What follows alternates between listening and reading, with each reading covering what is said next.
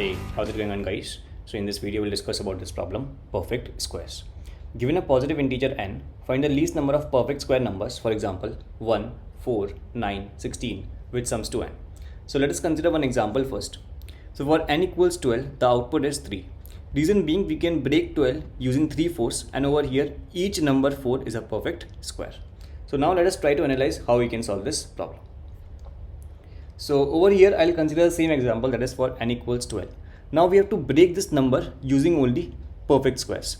So the perfect squares which are less than equals 12, I'm only interested in those perfect squares, that is 1, 4 and 9. Correct. So let us consider we have a recursive method f and we have called it for 12. Now at this instance, I only have 3 choices, either to pick number 1 or to pick 4 or to pick 9. What I'm going to do is I'm going to break this number to 0, correct? And at this instance, I only have 3 choices, either to pick 1 or to pick 4 or to pick 9. So let me just depict these 3 choices. So in case I'm picking 1, so I have picked one number and I'll call the recursion for f of 12 minus 1. Why f of 12 minus 1? This means that I have picked 1 and I'm trying to find the answer for f of 11, correct? In case I have picked 4, I have picked one number and I'll call the recursion for f of 12 minus 4. And in case I have picked 9, I'll say 1 plus f of 12 minus 9. So what this 1 represents is I have picked one number, and what is the number? 9. That's why what we are doing is 12 minus 9. That is, out of 12 we have picked one number 9 and I'm trying to find the answer for f of 3, correct? So let us build a tree for this node now. So for here we have f of 8. So the perfect square which are less than equals to 8 are only 1 and 4. So it will form only 2 nodes, correct? In case I am picking 1, so I have picked one number before, I will pick 1 now and I will call the recursion for, this is 12 minus 4, 8. So this is f of 8 minus 1. In case I am picking 4, so this will be, I have picked one number before, 1 now, and I will call the recursion for 8 minus 4. Now let us try to build the recursion for this thing. So this is again f of 4. So the perfect squares which are less than equals to 4 are these. So it will again have 2 nodes. So I have picked 2 numbers before. This is 1 plus 1. I'll pick one number now and I'll call for f of 4 minus 1. So over here I have picked number 1. Over here I will pick number 4 and I'll call it for 1 plus 1 plus 1. And this will be f of 4 minus 4. Because this is 4 and we are subtracting 4. So over here we have reduced the number to 0, correct? So this is going to be our base case. In case we are hitting a 0, we can simply return 0, correct? So this is how the recursion tree is going to be look like. This is not the complete recursion tree. This is only the part of a recursion tree. So what we are doing is, for any number n, I'm currently interested only in those perfect squares which are less than equals to n, and I'm calling the recursion for all those numbers. So this is a basic recursion problem. So what I want you guys to do now is to pause the video and try to write the recursion yourself, correct? So okay, so I'll write the recursion now. So let us create a method. Let us name this method f and we'll pass n into it. Now what I said is, at each point of recursion, only those perfect squares which are less than equals to n, I'm only interested in those perfect squares, correct? So what I'll do is I'll say for int I equals 1, I into I less than equals n, I plus plus, correct?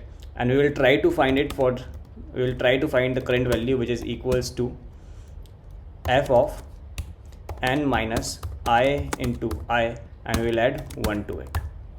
Now what I'm doing over here, so you might be kind of confused what I'm doing over here. So I've just showed you guys this thing. So what I was doing is, so suppose I was over here f of 12. So the perfect squares which are less than equals to 12 are 1, 4 and 9. So I only have 3 choices to make, either to pick 1 or to pick 4 or to pick 9. So in case I'm picking a 4, what I was doing is I'm adding 1 to the number because I'm picking one number, and I'm calling for f of 12 minus 4. That is, I'm subtracting the perfect square. So that is what I was doing over here, correct? Because this is creating the perfect square, right? So over here what we'll do is I'll create a minimum value as well. So let me initialize this with integer dot max value, and over here I'll say min equals math dot min of min comma current, because we have to return the minimum, correct? So we'll simply return minimum from here, and our base case is going to be in case n equal 0, we can simply return a 0. So we'll call this method from here, right? So let me run this code once.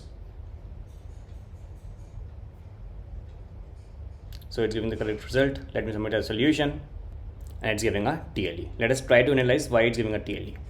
So over here, if you try to see carefully, over here this is f of 12 minus 9. So this is f of 3, correct? This is f of 3, right? And over here this is f of 4 minus 1. So this is again f of 3. So if you see, this is a recursion, and we are trying to find the same sub problems again and again. We are trying to find the answer to the same problems again and again.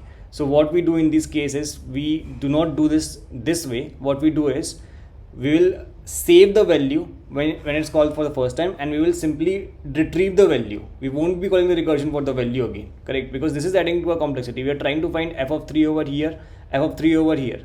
So if the number is very big, we will be finding similar problems again and again and again, and this is adding to a complexity. So what we will do is, we will simply create a DP array, correct?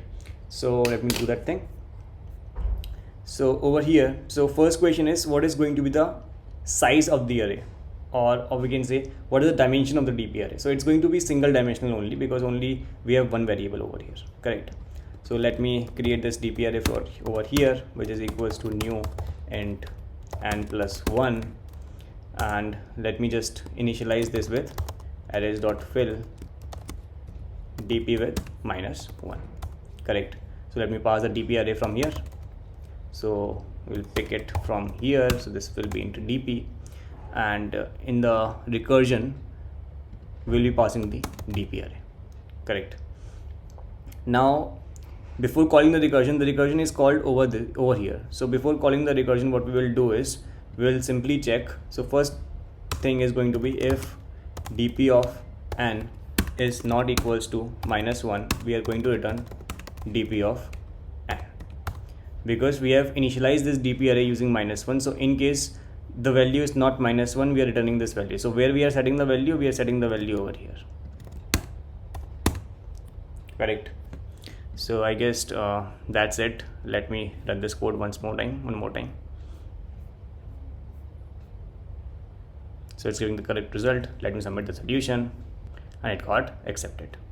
So I guess that's it from this video. In case you have learned anything from the video, you can hit that like button, and in order to support my work, you may consider subscribing to my channel. Thank you.